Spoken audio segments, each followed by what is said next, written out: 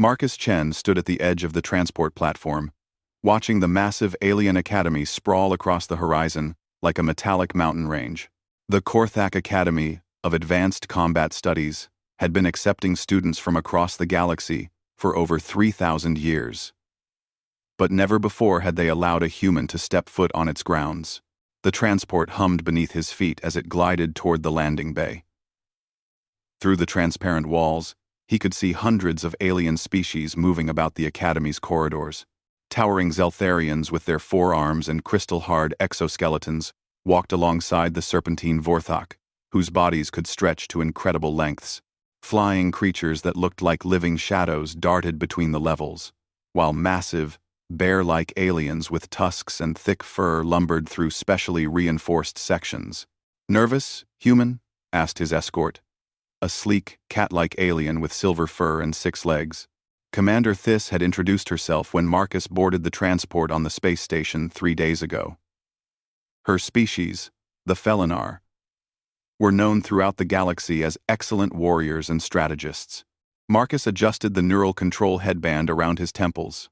The device looked simple enough. Just a thin band of alien metal, with small nodes that touched his skin.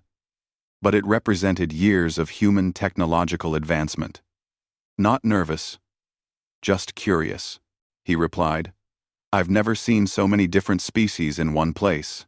Thys's whiskers twitched in what Marcus had learned was the Felinar equivalent of amusement. "Wait until you see the training grounds. Every creature here has been bred, enhanced, or evolved for combat. The Academy doesn't accept weaklings." The transport settled into the docking bay with barely a whisper. As the doors opened, Marcus was hit by a wave of sounds and smells unlike anything on Earth. The air carried the scent of ozone mixed with something that reminded him of cinnamon and metal. Conversations in dozens of different languages created a constant buzz of activity.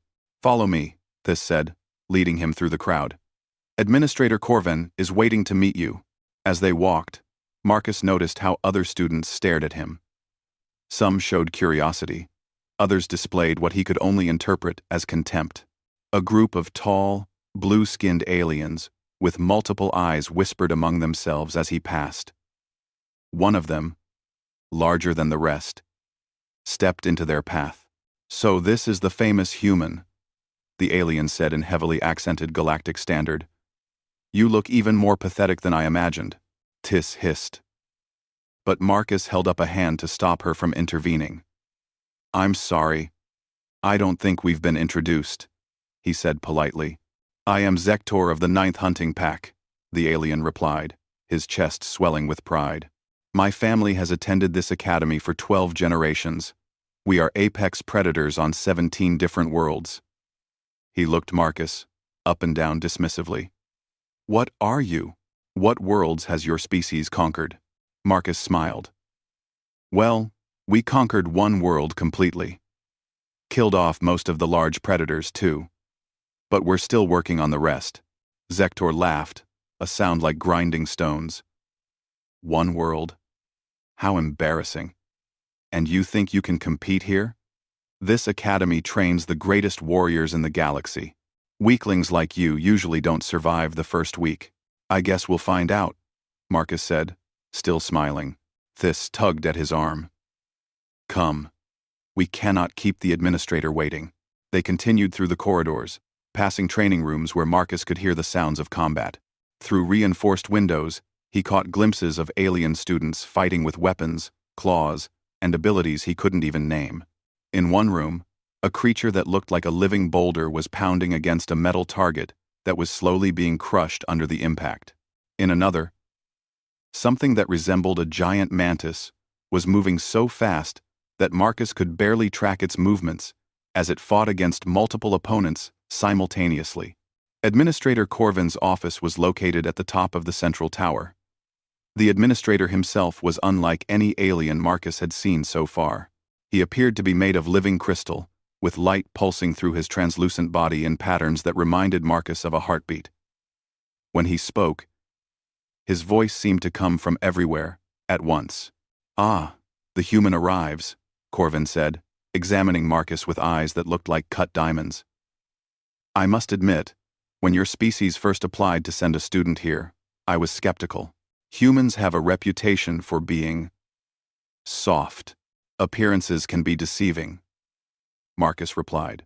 Indeed they can. Corvin moved around his desk with flowing motions that made him look like he was made of liquid light. Tell me, Marcus Cheneverth, what makes you think you can survive in this place? The other students here are not just trained warriors. They are living weapons.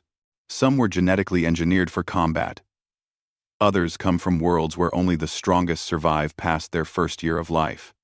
What does a human bring to such a place? Marcus touched the neural headband again. Innovation, maybe? We've always been good at finding new ways to solve old problems. Corvin's crystalline features shifted into what might have been a smile.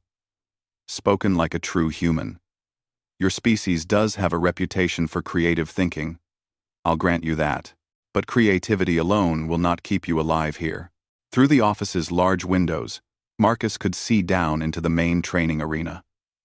It was enormous, easily the size of several football fields, with multiple levels and environments.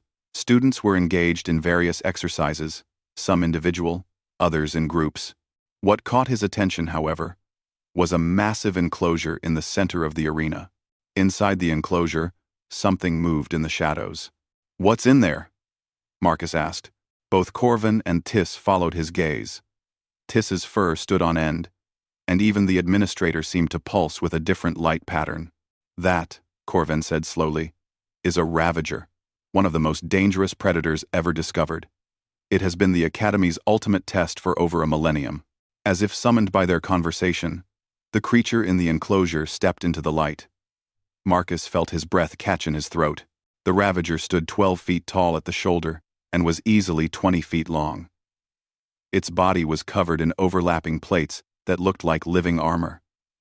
6 legs ended in claws that could probably cut through steel. Its head was pure nightmare, an elongated skull filled with rows of teeth, each one the size of Marcus's hand.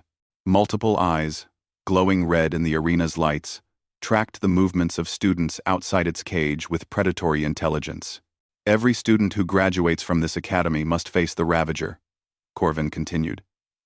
Not to kill it. That would be impossible. But to survive in its presence for 10 minutes while completing a series of combat exercises. In the past 500 years, only 3 students have successfully completed this test on their first attempt. Marcus studied the creature more carefully.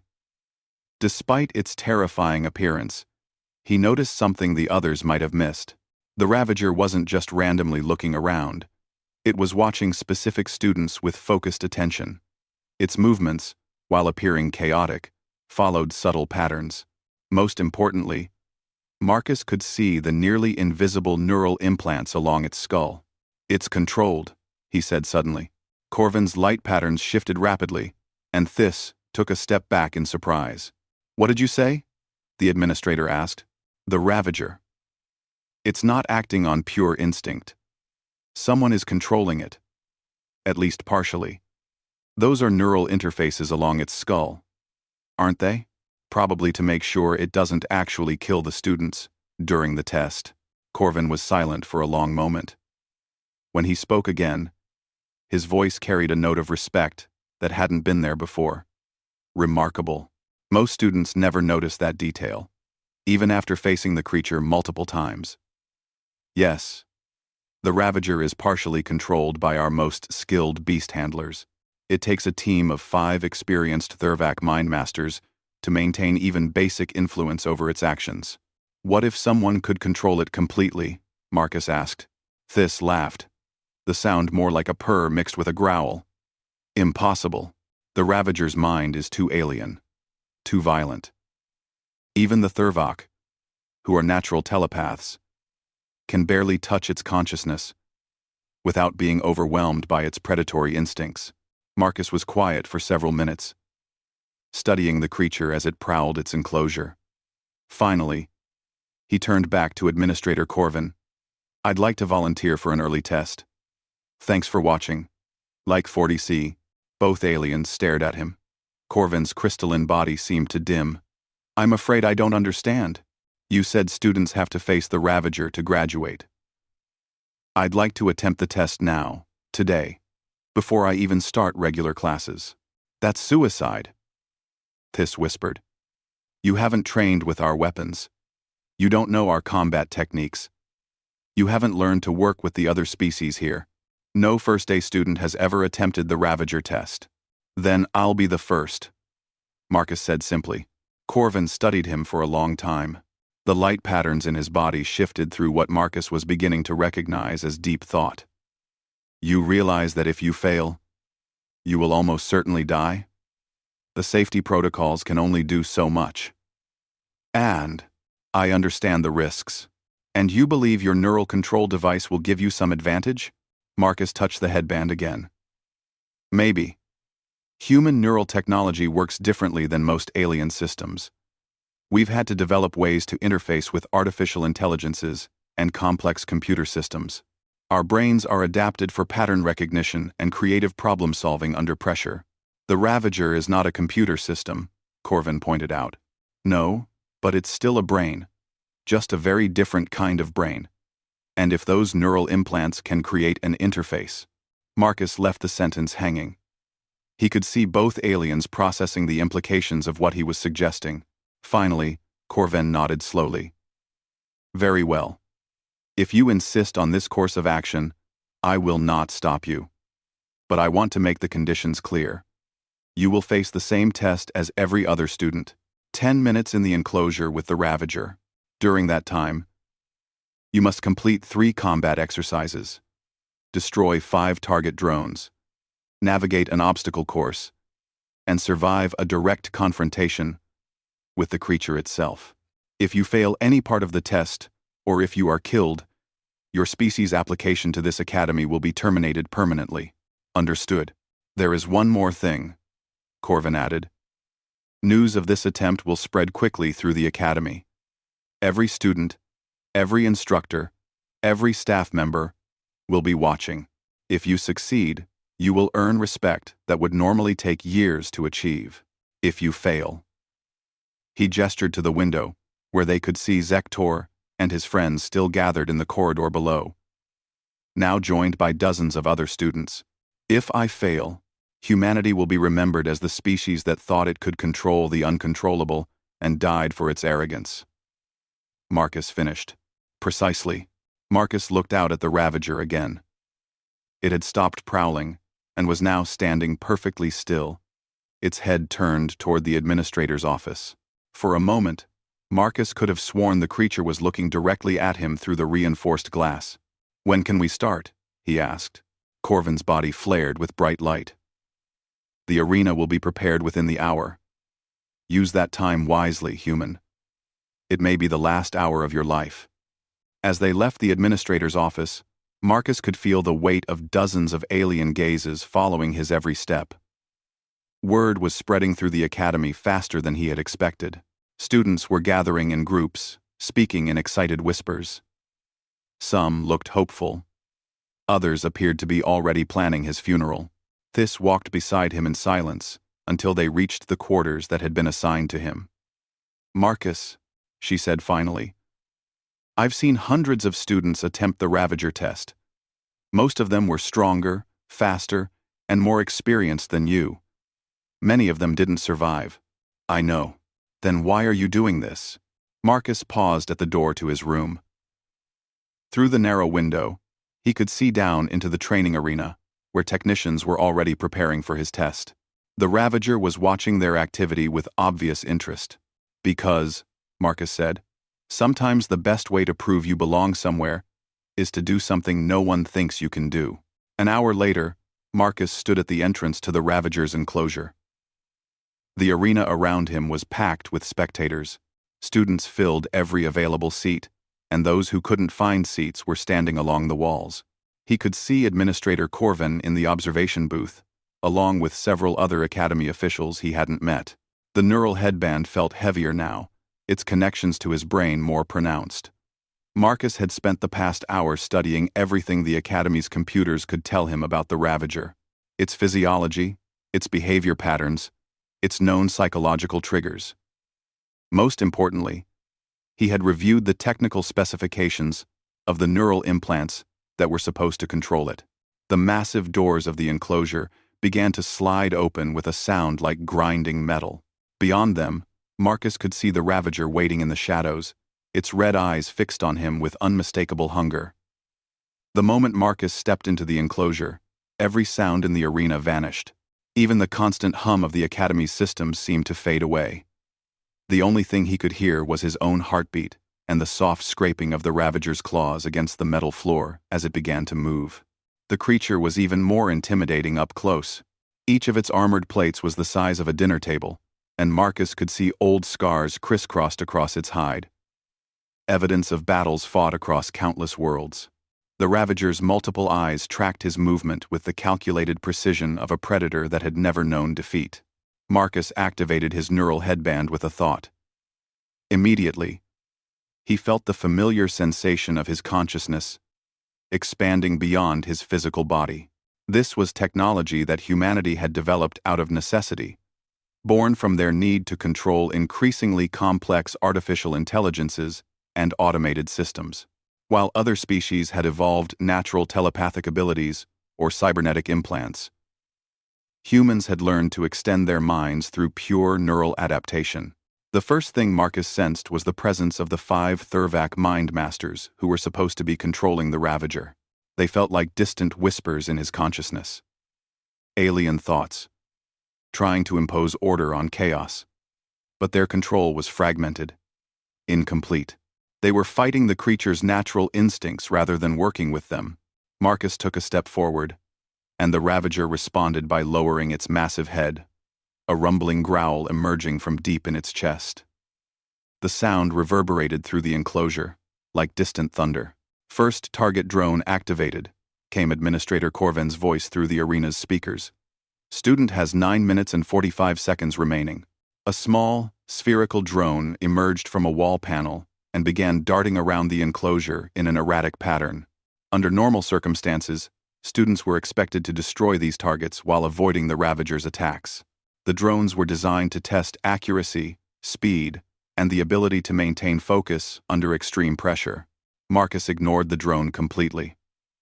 Instead, he closed his eyes and reached out with his mind toward the Ravager's neural implants. The moment his consciousness touched the creature's mind, he understood why the Thurvak were struggling. The Ravager's thoughts weren't chaotic. They were simply organized in a way that no telepathic species had ever encountered. Its mind worked like a vast, interconnected web of hunting instincts, survival strategies, and predatory calculations. Where the Thurvak saw madness, Marcus recognized patterns that reminded him of the complex algorithms used in human military tactical systems. "Fascinating," he whispered. The Ravager stopped growling. Its multiple eyes focused on Marcus with sudden, sharp attention.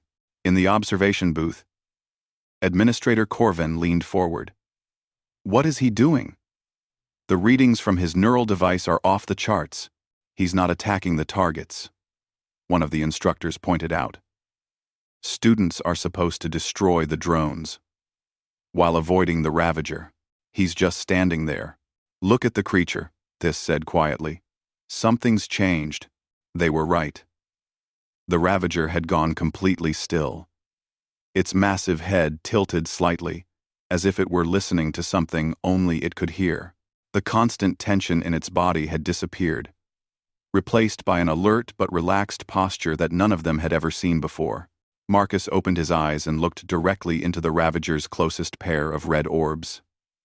For a moment, predator and human studied each other in perfect silence. Then Marcus smiled. "Hello," he said softly. "I know you can understand me. You're not just a mindless killer, are you? You're a hunter, a strategic thinker, and you're tired of being controlled by minds that don't understand how you think." The Ravager made a sound that was nothing like its previous growling. It was softer, almost inquisitive. Marcus extended his consciousness deeper into the creature's neural network. The Thurvak mind masters were still there, their alien thoughts trying to maintain their tenuous hold, but Marcus could feel their confusion as his presence grew stronger. Human neural patterns were unlike anything they had encountered before. Not telepathic in the traditional sense, but adaptive in ways their species couldn't comprehend. Here's what I think, Marcus continued, taking another step closer to the massive creature. You've been fighting their control because they're trying to suppress your instincts instead of directing them. But what if someone worked with those instincts instead of against them?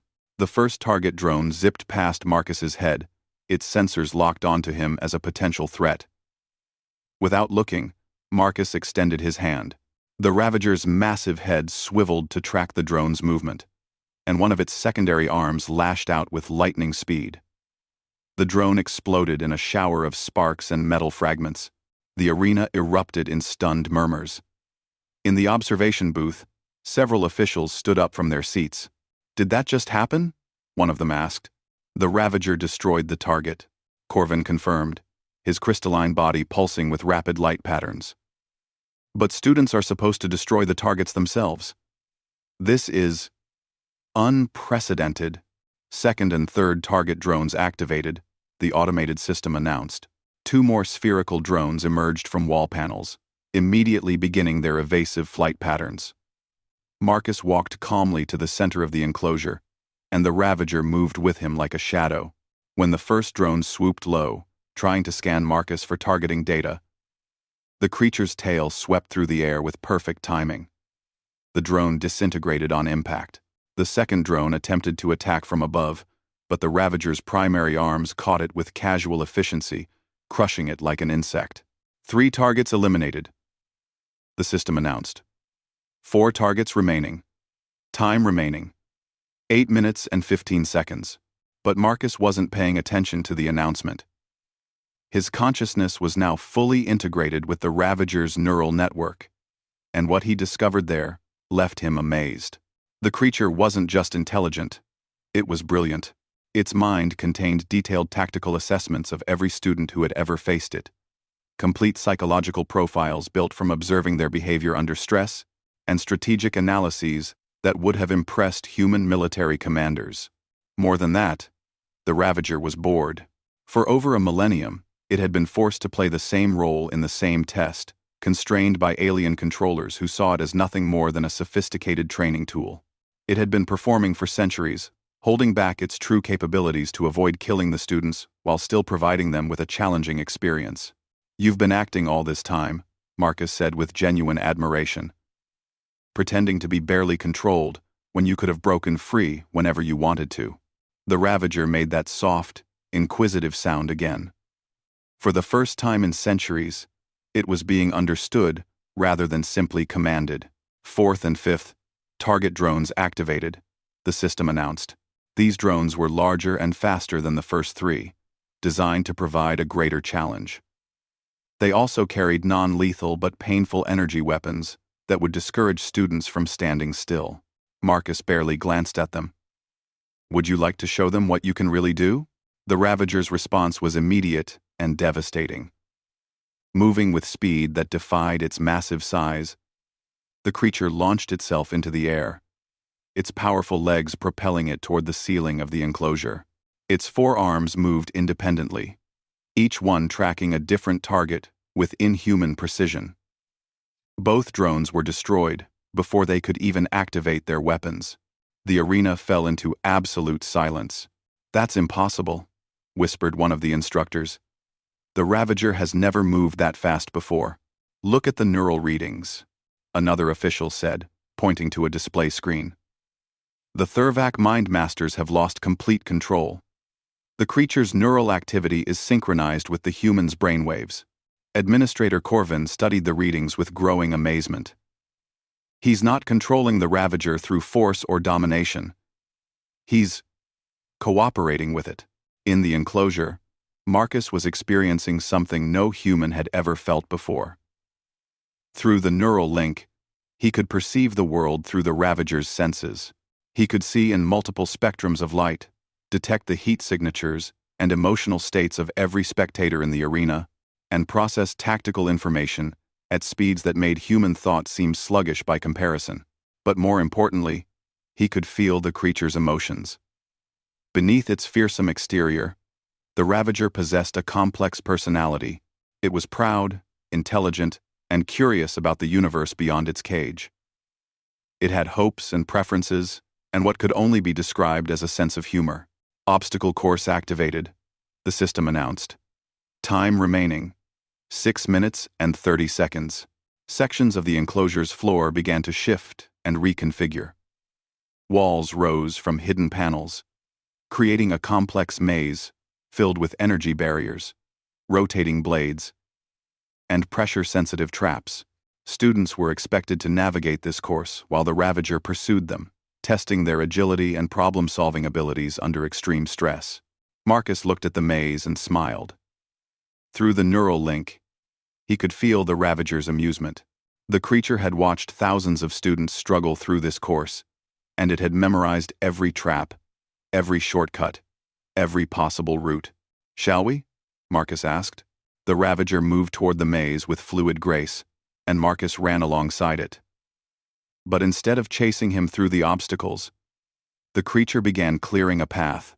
Its massive claws tore through energy barriers like tissue paper. Its armored hide shrugged off attacks from automated defense systems. When they encountered a section of floor designed to collapse under weight, the Ravager simply leaped over it, carrying Marcus on its back. They completed the obstacle course in 47 seconds, a new academy record by a margin of over 3 minutes. "This is unbelievable," Thys breathed, her silver fur standing on end. "The Ravager is helping him. Actually helping him. More than helping," Corvin corrected. "They're working together as a team. The creature is using its intimate knowledge of the course to guide him through it." In the student seating area, Zektor was staring at the display with his mouth hanging open. Around him, other students were whispering in languages Marcus couldn't understand, but their tones made their amazement clear. "Final challenge activated," the system announced. "Direct confrontation protocol initiated. Time remaining, 4 minutes and 15 seconds. The enclosure's walls projected a new set of holograms, images of various weapons and combat scenarios. Under normal circumstances, students would be required to select weapons and engage the Ravager in direct combat, proving their ability to stand against a superior predator through skill, courage, and tactical thinking. Marcus looked at the weapon display and shook his head. Through the neural link, he could feel the Ravager's approval of his decision. "I don't think we need weapons," Marcus said loudly enough for his voice to carry through the arena's audio systems. "He's going to fight the Ravager unarmed?" Someone in the crowd asked in disbelief. But Marcus had no intention of fighting. Instead, he walked to the center of the enclosure and sat down cross-legged on the floor.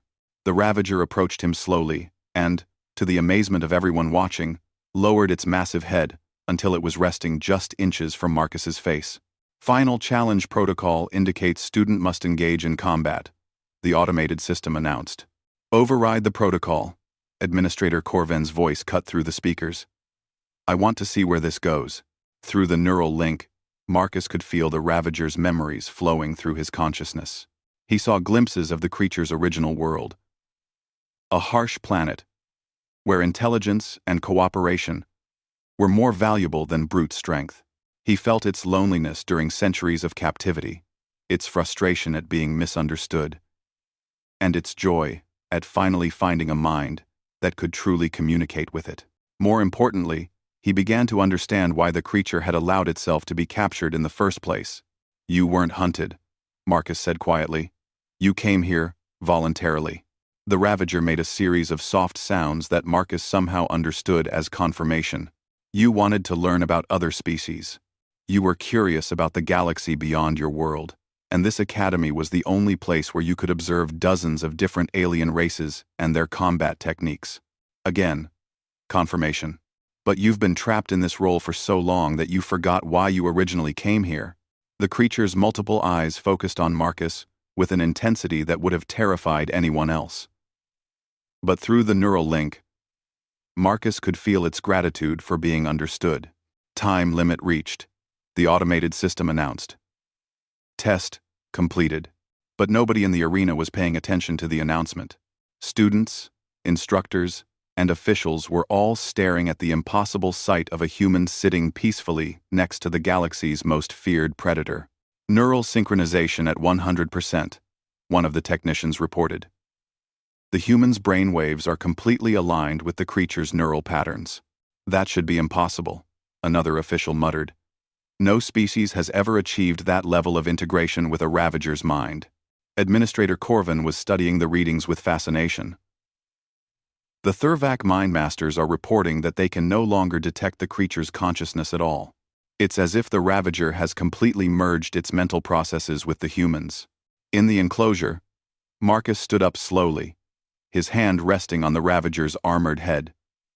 Through their connection, he could feel the creature's reluctance to let him leave. "I know," Marcus said softly. "But this isn't the end. It's the beginning." He looked up at the observation booth where Administrator Corvin and the other officials were watching. "I believe we need to talk," Marcus called out. "About the nature of this test, about what the Ravager really is, and about what it wants." The Ravager lifted its massive head and looked directly at the observation booth as well. For the first time in over a millennium, it spoke in its own voice. A series of complex sounds that the Academy's translation systems had never been able to decode. But Marcus understood every word. "It says," Marcus announced to the stunned arena, "that it would like to apply for admission as a student, not as a test subject." The silence that followed was so complete that Marcus could hear his own heartbeat echoing through the vast space. Then Administrator Corvin's crystalline laughter filled the arena like the sound of wind chimes in a gentle breeze. "Well," the administrator said, his voice carrying clearly through the speakers, "this is certainly the most interesting first day we've had in quite some time." 3 hours later, AMM 146, Marcus found himself in the Academy's most secure conference room, surrounded by beings that represented the highest levels of galactic civilization. Administrator Corvin sat at the head of the massive table, his crystalline form pulsing with thoughtful light patterns. To his right sat General Vextar of the Korthak High Command, an intimidating figure whose species had founded the Academy millennia ago. Representatives from a dozen other major galactic powers filled the remaining seats. And at Marcus's side, taking up nearly half the room, lay the Ravager. The creature had been remarkably patient during the lengthy discussions, occasionally offering soft vocalizations that Marcus translated for the group. Its presence had initially caused panic among some of the officials, but after witnessing its calm behavior, most had accepted that it posed no immediate threat. "Let me make sure I understand this correctly," General Vextar said, his 4 eyes focusing intently on Marcus. "You're claiming that this creature, which has served as our ultimate training exercise for over 1,000 years, is actually an intelligent being that volunteered to be here?" 80. Not volunteered to be a test subject," Marcus corrected. "Volunteered to observe and learn. There's a significant difference." He gestured to the Ravager, which responded with a series of complex sounds. The Academy's most advanced translation systems had been brought online during the meeting, but they still couldn't decode the creature's language. It says that when it first arrived here, it tried to communicate with the Academy's officials, but your species interpreted its attempts at communication as aggressive behavior. The neural implants were installed to control what you believed was a dangerous, mindless predator. "How do we know you're translating accurately?" asked Ambassador Thyron, a tall, plant-like being whose species was known for their diplomatic skills. You could be attributing any meaning to those sounds. Marcus had expected this question. He activated his neural headband and extended his consciousness toward the room's central computer system. The Academy's artificial intelligence networks were sophisticated but followed logical patterns that human minds had been trained to navigate. "Computer," Marcus said aloud. "Access Archive File 7 Alpha. From the day the Ravager first arrived at the Academy." The room's holographic display activated, showing a grainy recording from over a millennium ago. In the image, a younger version of the Ravager could be seen in a much smaller containment cell. The creature was making a series of systematic sounds while touching specific locations on the walls and floor. Standard translation protocols could not decode these vocalizations, the computer reported in its neutral voice. Marcus smiled. That's because you were using standard protocols. Computer, analyze the creature's sounds as mathematical sequences rather than language. There was a brief pause as the advanced AI processed this new approach. Then, the holographic display lit up with cascading numbers and equations. Analysis complete, the computer announced. The creature's vocalizations correspond to prime number sequences, geometric progressions, and basic mathematical constants. Interpretation. The creature was attempting to demonstrate intelligence through universal mathematical concepts. The silence in the room was profound. It was trying to prove it was sentient, Marcus continued. But everyone assumed it was just making noise. So the neural implants were installed to make it controllable. And it's been trapped in that role ever since. General Vex Tar leaned back in his chair, his expression thoughtful. Even if this is true, we cannot simply release a creature of that power into the general population. The Ravager is one of the most dangerous predators in known space. The Ravager made a short sound that Marcus translated as amusement. It says that's exactly the kind of thinking that got you into this situation in the first place, Marcus reported. You see dangerous predator. It sees misunderstood intelligent being. You see something to be controlled. It sees someone to be communicated with. Ambassador Thyron's leaf-like appendages rustled with what Marcus had learned was equivalent to nervousness.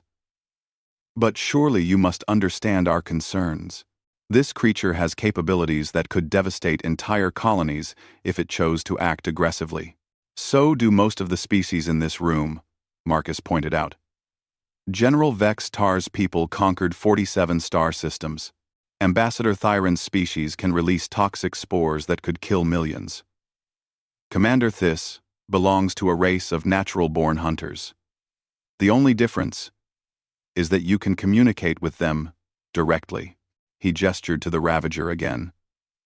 What if I told you that this creature has spent the last 1,000 years developing new combat techniques, studying the weaknesses of every species that's attended this academy, and creating detailed strategic plans for galactic conquest?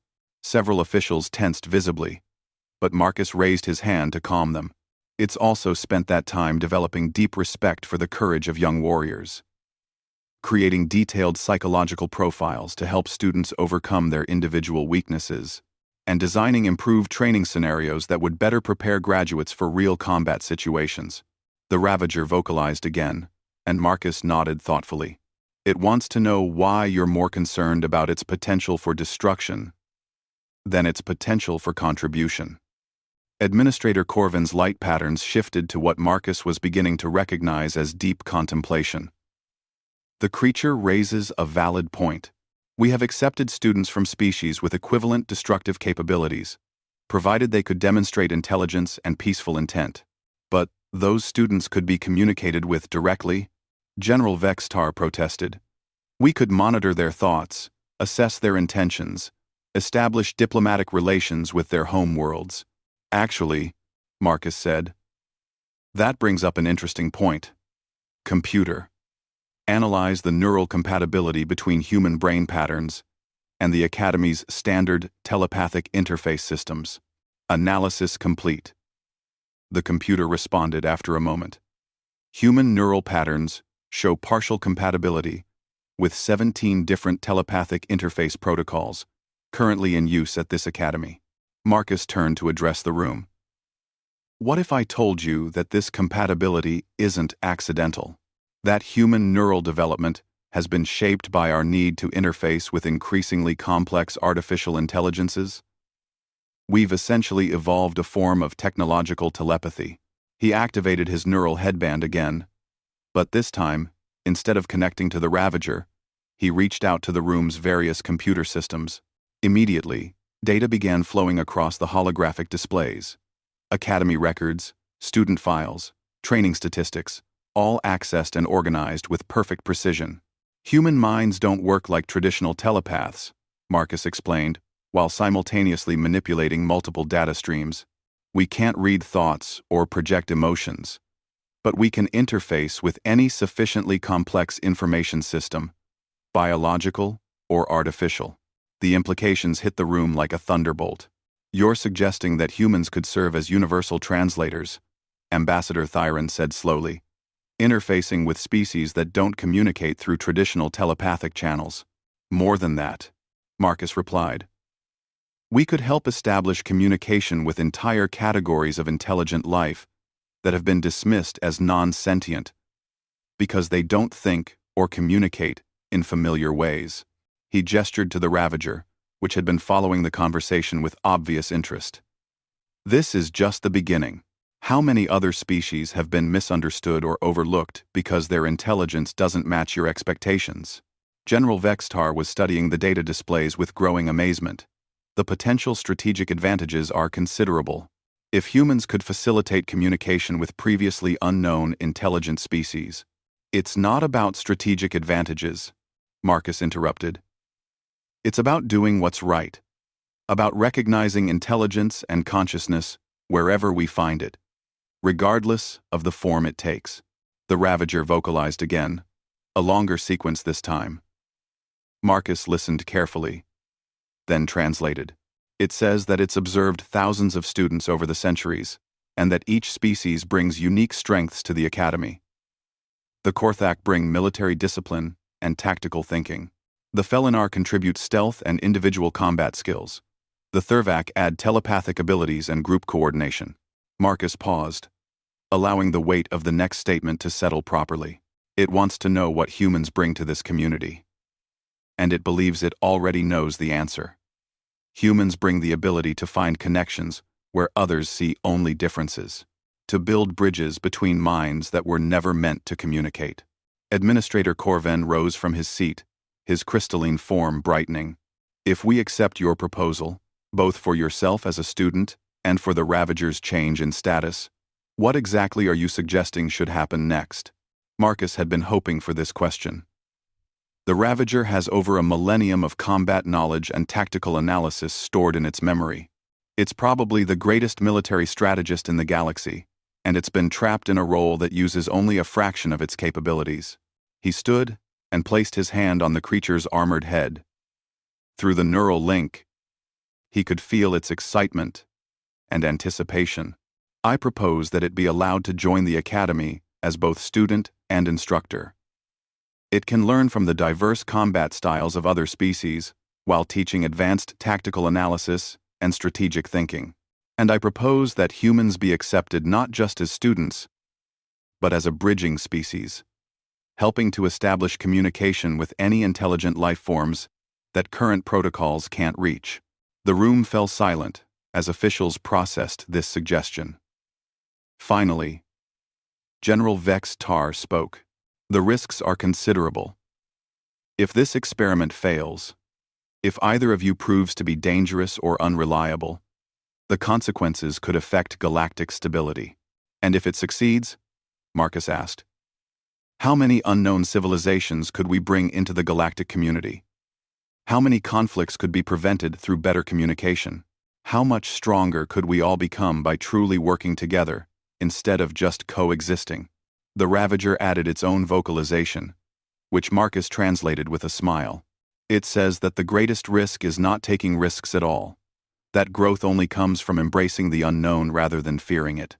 Administrator Corvin's light patterns shifted through what Marcus was learning to recognize as amusement.